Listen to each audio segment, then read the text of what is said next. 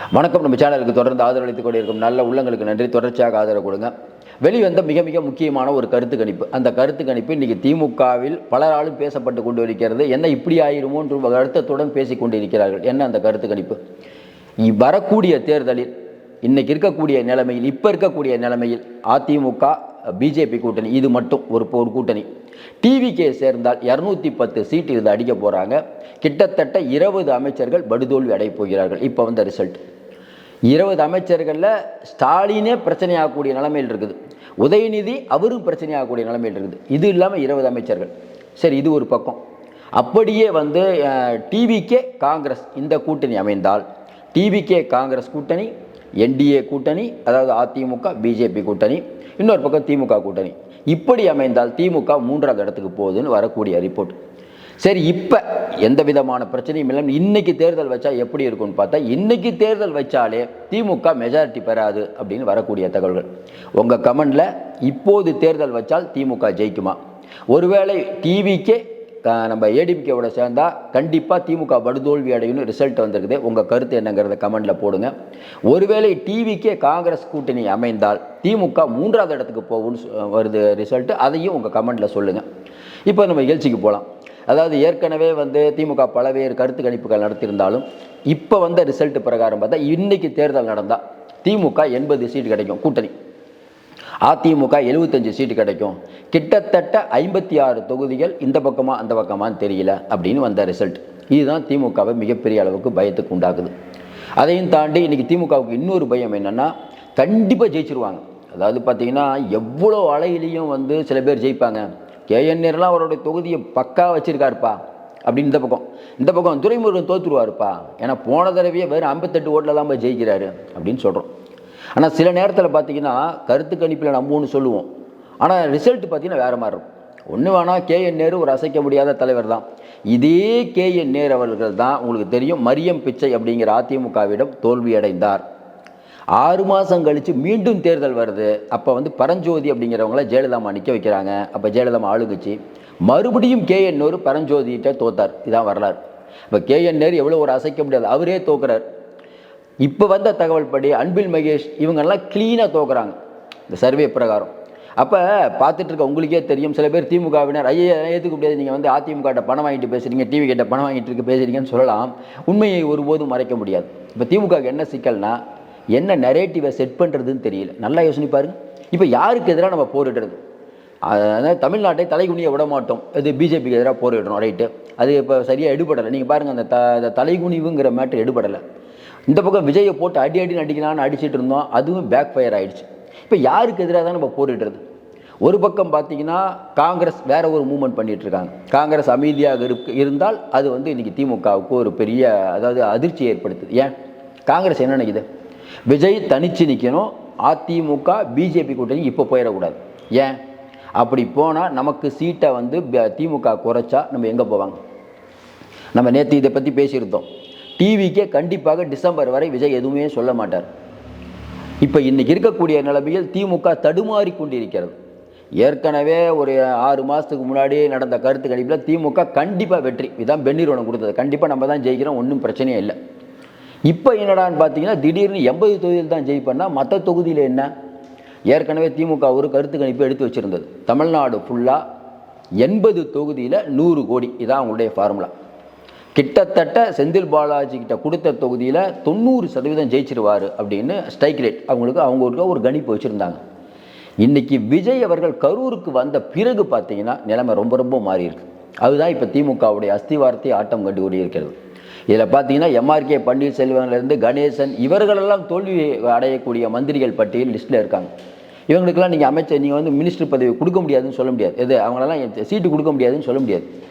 இதில் காமெடி என்னென்னா, பொன்முடி இருக்கார்ல, பொன்முடினா கூட அந்த இடத்துல ஜெயிச்சிருவார் பொழுது. இப்போ அந்த ரிப்போர்ட்லாம் வந்த பிறகு பார்த்தீங்கன்னா பொன்முடி ஜெயிக்கிறாரு, அந்த பக்கம் பார்த்தா சிபி கணேசன் இவங்கெல்லாம் தோக்குறாங்க. இது எப்படி நம்ம புரிஞ்சுக்கிறதுன்னு தெரியல. ஆனாலும் பொன்முடி கூட போன தடவை இருந்த மாதிரி தெரியல, அவரும் ரொம்ப ஹைலான ஜெயிக்கல. அதாவது பொன்முடிக்கு முதல்ல இருந்த செல்வாக்கு பெருமளவுக்கு குறைஞ்சிருக்குது, அதுவும் மாற்று கருத்து இல்லை. அப்போ இங்கே இருக்கக்கூடிய அமைச்சர்கள் மீது பெரும்பாலான மக்கள் அவ்வளோ கோபத்தில் இருக்காங்க. இதில் என்னென்னா திமுக ஒரு நல்ல விஷயம் என்னென்னா, செந்தில் பாலாஜி ஏவாவேலு அவங்க ஜெயிக்கிறாங்களாம். அவங்க வந்து ரிப்போர்ட்டு மற்ற அமைச்சர்கள்லாம் சந்தேகங்கிற ரேஞ்சில் இப்போ வந்திருக்காங்க. இன்னும் குறிப்பாக சொல்லணும்னா தங்கம் தென்னரசே தடுமாறி கொண்டிருக்கிறாருன்னு வரக்கூடிய தகவல்கள், அந்த ரிப்போர்ட்டில் சொல்லியிருக்கக்கூடிய தகவல்கள். இது எல்லாத்தையும் வச்சு பார்க்கும்போது ஈஸியாக ஒன்று புரிஞ்சுக்க முடியும். நம்ம எடப்பாடி பழனிசாமி அவர்கள் வந்து சும்மா பேசிட்டு போகிற தலைவர் இல்லை, ஆதாரம் இல்லாமல் பேச மாட்டார். டிவிகே கொடியை பார்த்து பிள்ளையார் சொல்லி போட்டாச்சு அப்படிங்கும்போது அது ஒரு கணக்கு போட்டுட்ருக்கோம். ஏன்னா சிலது வந்து கண்டிப்பாக வராதுன்னு தெரியும். நல்லா யோசனை பாருங்கள், பிஜேபி காங்கிரஸ் கூட்டணி கண்டிப்பாக எந்த காலத்துலையும் வராது, அது நம்ம சொல்லிடலாம். ஆனால் காங்கிரஸ் அதிமுக கூட்டணிக்கு வராதுன்னோ, இல்லை காங்கிரஸ் பிஜேபி இல்லைன்னா காங்கிரஸ் டிவிகே கூட போகாதுன்னு சொல்ல முடியாது. அப்போ எடப்பாடி பழனிசாமி ஒரு விஷயத்தை பேசுகிறாருன்னா அவருக்கு நல்லா தெரியும் வரக்கூடிய நாட்கள் அப்படிங்கும்போது விஜய் கூட இருந்தால் மிகப்பெரிய பலம்ங்கிறது அவருக்கு தெரியும், பிஜேபிக்கும் அது தெரியும். விஜயை இழுப்பதற்கான பல வேலைகளை அவங்க இன்னும் பண்ணிகிட்டு இருக்காங்க. ஆனால் விஜய் என்ன நினைக்கிறாரு, காங்கிரஸோட கூட்டணி வச்சா சேஃப். ஏன், ஒரே நேரத்தில் அதிமுகவையும் திட்டலாம், திமுகவையும் திட்டலாம், பிஜேபியும் திட்டலாம், காங்கிரஸ் தனக்கு சேஃபாக இருக்கும், சிறுபான்மை ஓட்டுகள் கிடைக்கும் அப்படின்னு அவர் ஒரு கணக்கு போட்டுட்ருக்காரு. இன்றைக்கி இருக்கக்கூடிய சூழ்நிலையில் ஒருத்தர் புதுசாக வராரு, திமுக வேணாம் பிஜேபி வேணான்னு சொல்கிறாரு, மக்கள் எல்லாம் ரசிக்கிறோம். ஏன்னா பிஜேபியும் மோசம் திமுகவும் மோசம். திடீர்னு டபக்குன்னு அவர் போய் பிஜேபியில் சேர்ந்துட்டாருன்னு வச்சுக்கோங்களேன், அது வந்து சீட்டு கன்வெர்ட் ஆகும். ஆனால் மக்கள் மத்தியில் என்னப்பா பிஜேபி கொள்கை எதிரின்னா டபக்குன்னு போய் சேர்ந்துட்டாரு அப்படின்னு ஓரளவுக்கு அரசியல் புரியாதவர்களுக்கு இது தெரியும்.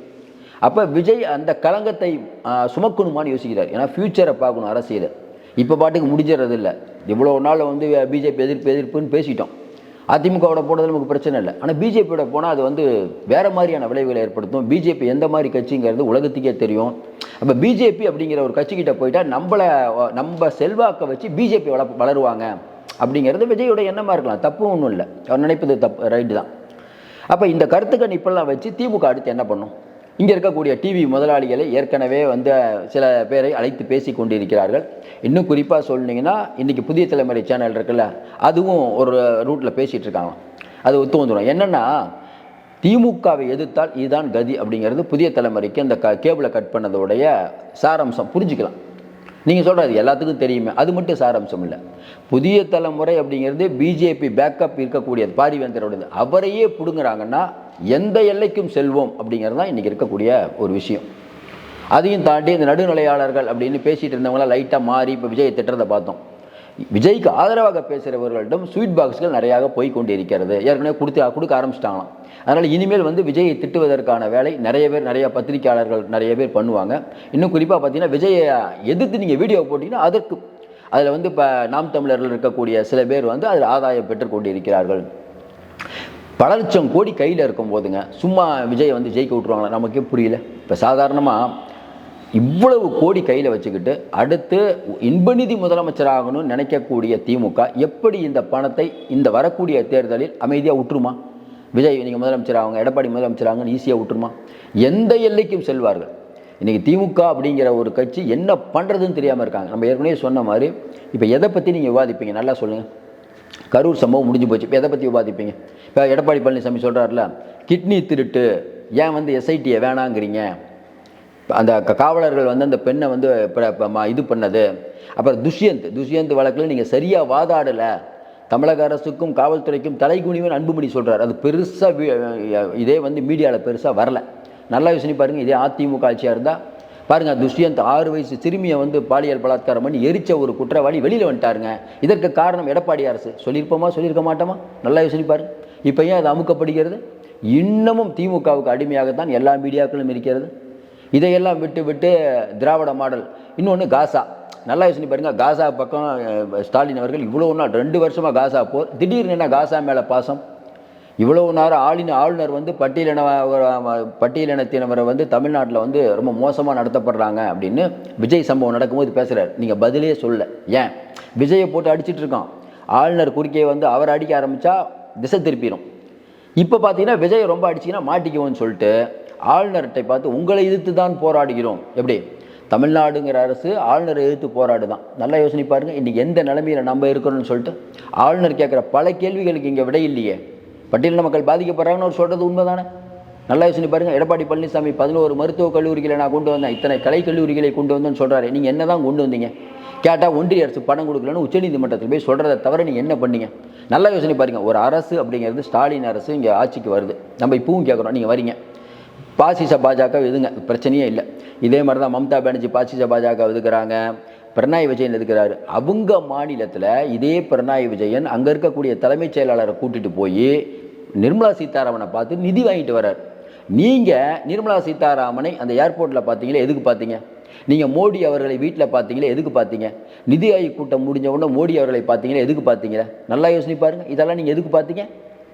உங்கள் நலனுக்காகவா, தமிழ்நாட்டு நலனுக்காகவா? மக்களுக்கு தெரியாமையாக இருக்கும். இங்கே இருக்கக்கூடிய நிலைமையில் வெளிநாடு ஒரு முதல்வர் போனால் சென்ட்ரல் கவர்மெண்ட்டோட அனுமதியோடு தான் போகணும். நீங்கள் இத்தனை தடவை வெளிநாடு முதலீடு நிறைய இடத்துக்கு போகிறீங்களே, உங்களை அலோவ் பண்ணிகிட்டு இருக்கிறது ஒன்றிய அரசு. இப்போ ஒன்றிய அரசுக்கு உங்களுக்கும் ஒரு கனெக்ஷன் இல்லைன்னு நாங்கள் நம்பணும். எப்படி நம்புவோம்? எடப்பாடி பழனிசாமிக்கு தெரியாதா திமுகவுக்கும் பிஜேபிக்கும் ஒரு கனெக்ஷன் இருக்குன்னு? தெரியாமையா இருக்குது அவருக்கும் தெரியும், தெரியாமலாம் இல்லை. அவர் எப்போ கழட்டி விடலான்னு அவர் பார்த்துட்ருக்காரு. மறுபடியும் சொல்கிறோம், வரக்கூடிய தேர்தலில் அப்படியே எடப்பாடி பழனிசாமி பிஜேபி கூட்டணி ஒருவேளை ஜெயிச்சிருச்சுன்னு வச்சுக்கோங்களேன், பிஜேபிக்கு கண்டிப்பாக, எடப்பாடிக்கு மெஜாரிட்டி வந்தால் பிஜேபிக்கு கூட்டணியில் பங்குங்கிற பேச்சே எடுபடாது. அடுத்து இன்னொரு விஷயம் வந்துருக்குது. எப்படி வந்துருக்குது? இன்றைக்கி இருக்கக்கூடிய சூழ்நிலையில் அதிமுக, இன்றைக்கி இருக்கக்கூடிய தேமுதிக, அதுக்கப்புறம் பார்த்தீங்கன்னா பாட்டாளி மக்கள் கட்சி, அதுக்கப்புறம் பார்த்தீங்கன்னா என்டிஏ, இந்த முதல்ல ஏற்கனவே இருந்த அந்த கூட்டணி இப்போது நின்னா கூட க்ளீன் ஸ்வீப் ஜெயிக்குது. 100 இடத்துல ஜெயிக்கிறாங்க அப்படின்னு வரக்கூடிய தகவல். இப்போ அதிமுக பிஜேபி மட்டும் 80 தொகுதி, கூட்டணி 100 தொகுதி. இதில் காமெடி என்னன்னா 79 தொகுதியில் யார் ஜெயிப்பா தோப்பான்னு சொல்ல முடியாது. அப்படி பார்த்தா அதிமுக மெஜாரிட்டி ஆட்சி அமைக்குது, நம்ம ஈஸியாக புரிஞ்சுக்கலாம். இந்த கருத்து கணிப்பு வந்தோன்னா என்ன பேசுறதுன்னே தெரியல. ஏற்கனவே இப்போ துரைமுருகனுக்கு இந்த தடவை சீட்டு இல்லைன்னா ஒத்துக்குவாரா? போன தடவை 58 ஓட்டில் தானே ஜெயிச்சிங்க அப்படின்னு சொன்னீங்கன்னா அதெல்லாம் ஒத்துக்க மாட்டாங்க. அவங்க பையனுக்கு கதிரானந்துக்கு கடைசி வரை இருந்து அவருக்கு எம்பி சீட்டு வாங்கினவர். நல்லா தெரியும் கதிரானந்த் தோக்க போகிறாருன்னு. ஏசி சண்முகம் ஜெயிக்க போகிறாரு தான் முதல்ல வந்த கருத்து கணிப்பு. பையனுக்கு சீட்டு கொடுத்தே ஆகணும் அப்படின்னு ஒத்த காலில் நின்று வாங்கினார். அதுக்கப்புறம் தான் அவர்கிட்ட இருக்கக்கூடிய கனிம வளத்தை இப்போ பிடுங்கினதே ரொம்ப நாளைக்கு அப்புறம் தான் பிடுங்க முடிஞ்சது, இல்லை பிடுங்க முடியல. அப்போ பெரும்பாலான அமைச்சர்கள் பாரு, காந்தின்னு ஒரு அமைச்சர் பல கோடி சொத்து வச்சுருக்காரு. அவரும் அவங்க பையனும் பண்ணுற அட்ராசிட்டி தாங்க முடியல, கண்ட்ரோலே இல்லாமல். இப்போ மூர்த்தி அவர்கள் இன்றைக்கி மதுரையே அவர் தான். இந்த பக்கம் பார்த்தா சென்னையே தனிக்காட்டு ராஜாவாக சேகர் பாபு இருக்கார். இங்கே இருக்கக்கூடிய 13 எம்எல்ஏல 11 எம்எல்ஏவுக்கு சீட்டு கொடுக்கக்கூடாதுன்னு சேகர் பாபு சொல்கிறார். நம்ம ஏற்கனவே சொன்ன மாதிரி மாசு அவர் தொகுதியில் படுதோல்வி அடைகிறார். இந்த ரிசல்ட்டு பிரகாரம் மாசுக்கு சீட் கொடுக்க மாட்டேன்னு சொல்லிடுவீங்களா, சேகர் பாபு கொடுக்க மாட்டேன்னு சொல்லிங்களா? நீங்கள் கேட்கலாம் சேகர் பாபு தொகுதி எப்படின்ட்டு. சேகர் பாபு அடித்து பிடிச்சி ஜெயிச்சிருவாருன்னு தான் அந்த கருத்து கணிப்பில் வருது. நம்ம ஏற்கனவே சொன்ன மாதிரி பல அமைச்சர்கள் வரக்கூடிய தேர்தலில் எந்த அளவுக்கு போவாங்கங்கிறது ரொம்ப மோசமான நிலைமையில் போய் கொண்டிருக்கிறது. இன்னொரு பக்கம் பார்த்தீங்கன்னா காங்கிரஸ் கொஞ்ச நாள் இப்போ 2 நாளைக்கு முன்னாடி ஐ பெரியசாமி அவர்கள் பணக்கார வீட்டு கல்யாணத்துக்கு தான் காங்கிரஸ் போவாங்க, ஏழை வீட்டு கல்யாணத்துக்கு போக மாட்டாங்கன்னு அவர் ஒன்று சொல்ல போவார். ஒரு காலத்தில் நீங்கள், அதாவது அவர் அமைச்சராக இருக்கும்போது, ஐ பெரியசாமி அமைச்சராக இருக்கும்போது உங்கள்கிட்ட மனுக்கள் கொடுத்தாங்க, அதை உங்கள் வீட்டில் பாத்ரூமில் நீங்கள் கொட்டினீங்க. அப்போ காங்கிரஸ் பாத்ரூம் பழனிசாமிலாம் விமர்சனம் பண்ணமே உங்களுக்கு தெரியாதான்னு காங்கிரஸ் பேச ஆரம்பிச்சிருக்காங்க. ஏற்கனவே சொன்ன மாதிரி இன்றைக்கி இருக்கக்கூடிய சூழ்நிலையில் காங்கிரஸில் பெரும்பாலானவங்க திமுக வேணான்னு நினைக்கிறாங்க. ஏன்னா திமுக கம்மியான சீட்டு கொடுப்பாங்க அப்படிங்கிற ஒரு பயம் அவங்ககிட்ட இருக்குது. டெல்லியில் இருக்கக்கூடிய காங்கிரஸ் என்ன யோசிக்கும்? டிவிக்கே நடுநிலையாக அப்படியே இருப்பது நமக்கு ரொம்ப நல்லது. சரி, இவ்வளோலாம் சொன்னீங்க, ஒருவேளை டிவிக்கே தனியாக நின்றால் எப்படி இருக்கும்? அதாவது அதிமுக இப்போ இருக்கக்கூடிய என்டிஏ பிரேமலதா அவர்கள்லாம் இந்த பக்கம் டிவிக்கே தனியாக நிற்குது, திமுக தனியாக நிற்குது. டிவிக்கே இப்படி இருக்கிற மாதிரி நின்னாலே 18 தொகுதிகளில் அவங்க ஜெயிப்பாங்க தனியாக, கருத்து கணிப்பு. அப்படி ஒரு வேளை நின்றால் கண்டிப்பாக அதிமுக பிஜேபி கூட்டணி, திமுக கூட்டணி, இந்த கூட்டணிக்குள் கடும் போட்டி இருக்கும். இப்போ இருக்க நிலவரம் அவங்க சொல்கிறது. அப்படியே இருந்தாலும் திமுக கண்டிப்பாக ஜெயிக்கும் அப்படிங்கிற நிலைமைக்கு வராது. அப்படி இருந்தாலும் 70 தொகுதிகளில் இழுபறி நிலை என்றைக்கும் இருக்குது. இதெல்லாம் அவங்க கொடுத்த கருத்து கணிப்பு. அதனால் நமக்கு தெரிஞ்சு இதெல்லாம் ஒரு முடிவுக்கு வந்துடும். நல்லா யோசனை பாருங்கள். அப்படியே டிவிக்கே தனியாக நின்று இன்றைக்கி இருக்கக்கூடிய திமுக கூட்டணி, இந்த பக்கம் அதிமுக கூட்டணி என்ன திமுக ஜெயிச்சுன்னு நினைக்கிறீங்க? அதையும் உங்கள் கமெண்ட்டில் சொல்லுங்கள். நம்மை பொறுத்தவரை ஜெயிப்பதற்கான இந்த தடவை திமுக தோக்குதுங்க. மக்கள் ஒரு முடிவு பண்ணிட்டாங்க, இந்த மாதிரியான ஒரு ஆட்சி தேவையில்லை. எவ்வளவு தைரியம் இருந்தால் இட்லி கடை அப்படிங்கிற படத்துக்கு ப்ரமோஷன் கொடுக்க அமைச்சர்கள்லாம் போய் பார்த்து இது அவர் அமைச்சருடைய வேலை என்ன? ஏற்கனவே ஸ்டாலின் அவர்களை மாசு போய் பார்க்க போகிறாரு. கழகத்தலைவன் படம் பார்த்தீங்களான்னு சிஎம் கேட்குறாரு. நாட்டில் எவ்வளவோ பிரச்சனை, ஏங்க நீங்கள் தனியாக அதை பேசலாங்க, ஒரு கேமரா இருக்குது, படத்துக்காக ப்ரமோஷன் பண்ணுறீங்க. மக்கள் இதை பார்த்து கொண்டிருக்கிறார்கள்.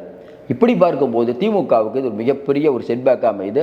என்ன பண்ணுறதுன்னு தெரியாமல் முழித்து கொண்டு இருக்கிறார்கள். ஏன்னால் இப்போ அறிவார்ந்து அதை இதை எப்படி கொண்டு போகணுன்னாங்க, ஒரு கட்சி அப்படிங்கிறதுக்கு தலைவர் இந்த நிலைமையில் நம்ம எந்த மாதிரி முடிவு எடுக்கணும் அப்படின்னு சொல்கிறதுக்கு கலைஞர் அவர்கள் இருந்தார். 13 வருடம் எதிர்க்கட்சியாக இருந்தாலும் கட்சியை வைத்திருந்தார். அது கலைஞர், அவருக்கு தெரியும் எப்படி கொண்டு போகணும். பிஜேபியுடன் சேர்ந்தாலும் அதை எப்படி மேக்கப் பண்ணுறதுன்னு கலைஞருக்கு தெரியும்.